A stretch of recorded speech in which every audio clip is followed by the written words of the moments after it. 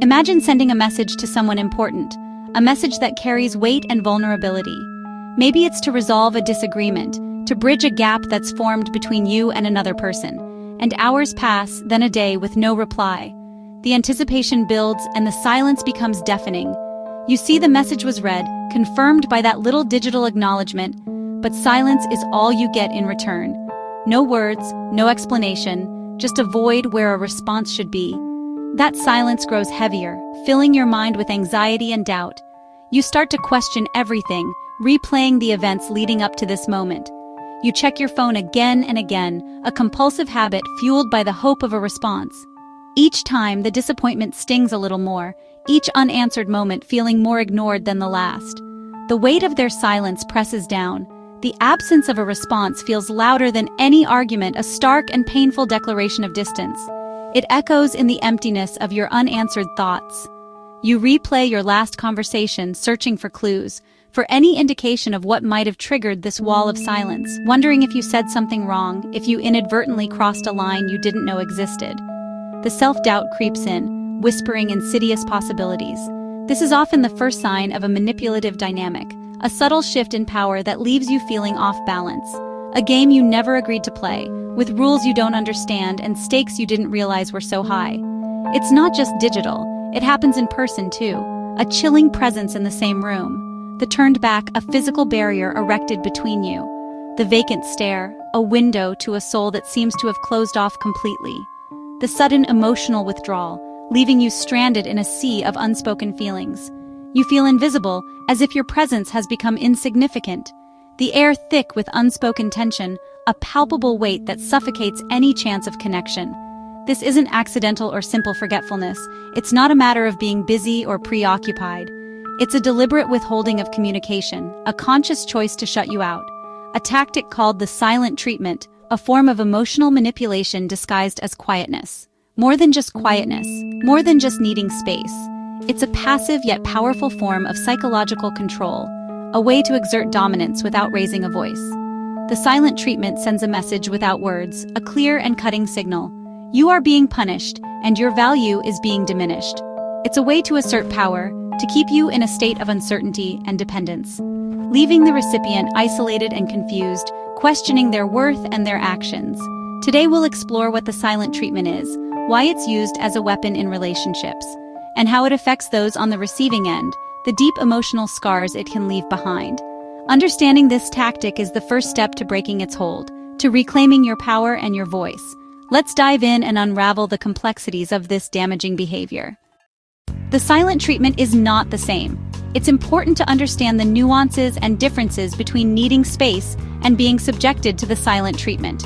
As someone needing healthy space, taking a break can be a positive step, a way to recharge and reflect. Healthy space involves communication. It's not about disappearing without a trace. I need an hour to cool down, then we can talk. This is a clear, respectful boundary. It sets expectations and offers reassurance. It's about emotional regulation and respect. It's about taking responsibility for your feelings and managing them in a healthy way. The silent treatment, by contrast, is a completely different beast. Is a refusal to engage, a deliberate act of shutting someone out, often with no explanation or endpoint.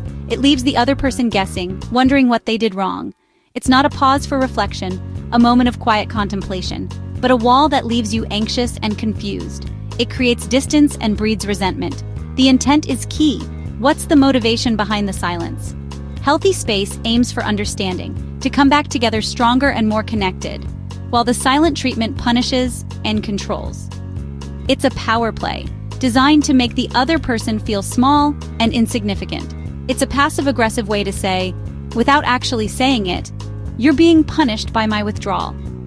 It's emotional blackmail, plain and simple. Think of healthy space as pressing pause in a game to strategize and regroup, with both players knowing play will resume. It's a temporary break, not a permanent abandonment.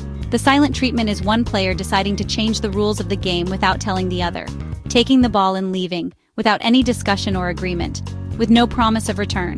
The game is over unilaterally. You're left stranded, feeling lost and confused, powerless and waiting, hoping for a resolution that may never come. Recognizing this difference is crucial. It's the first step towards protecting yourself and building healthy relationships. One builds connection, fostering trust and understanding. The other destroys it, leaving behind hurt and resentment. Don't confuse the two. Your emotional well-being depends on it. The silent treatment creates an instant power imbalance. The person using it controls when or if communication resumes.